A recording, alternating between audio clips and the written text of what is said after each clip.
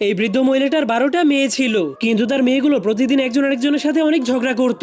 এজন্য বৃদ্ধ মহিলাটা তাদের উপর অনেক বিরক্ত হয়ে একদিন তাদের সবাইকে একটা অভিশাপ দিয়ে দেয়। তখন সে অভিশাপে অনেক জোরে জোরে বলতে শুরু করে, হে আমার প্রভু, আমি আর ওদের জ্বালাতন আর সহ্য করতে পারছি না, দয়া করে তুমি ওদের সবাইকে জঙ্গলি পাখি বানিয়ে আমার ঘর থেকে বের করে দাও। কিন্তু তার মুখ থেকে এই কথাটা বের হওয়ার সঙ্গে সঙ্গেই তার 12টা মেয়ে জঙ্গলি পাখি হয়ে ঘর থেকে উড়ে চলে যায়। এজন্য বৃদ্ধ মহিলাটা প্রথমবারের মতো নিজের ভুল বুঝতে পেরে তার মেয়েগুলোকে বাড়িতে ফিরে আনার জন্য খুঁজতে শুরু করে। কিন্তু সে তাদেরকে অনেক খোঁজাখুঁজি করার পরেও কোথাও খুঁজে পায়নি। এই জন্য সে নিজের একাকিত্বকে দূর করার জন্য একটা ছেলেকে জন্ম দেয়। কিন্তু সে ওই ছেলেটাকে তার 12টা বোনের ব্যাপারে কিছুই বলেনি। কিন্তু ছেলেটা বড় হয়ে যাওয়ার পর তার প্রতিবেশীদের কাছ থেকে সবকিছুই জেনে যায়। এজন্য সে তার মায়ের কোনো কথা না শুনে তার বোনগুলোকে খোঁজার জন্য বের হয়ে যায়। এরপর সে হাঁটতে হাঁটতে অনেক দূরে চলে যাওয়ার পর একটা ছোট্ট ঘরকে দেখতে পায়। কিন্তু ছেলেটা ওই ঘরের মধ্যে ঢোকার পর একজন ভয়ঙ্কর ডাইনি বুড়িকে দেখতে পায়। তাকে দেখার পর ছেলেটা অনেক ভয় পেয়ে গেলেও সে চালাকি করে ডাইনি বুড়িকে মা ডাকতে শুরু করে। তখন সেই ডাইনি বুড়ি তার হাতগুলোকে উঁচু করে বলতে শুরু করে, তোর ভাগ্য অনেক ভালো যে তুই আমাকে মা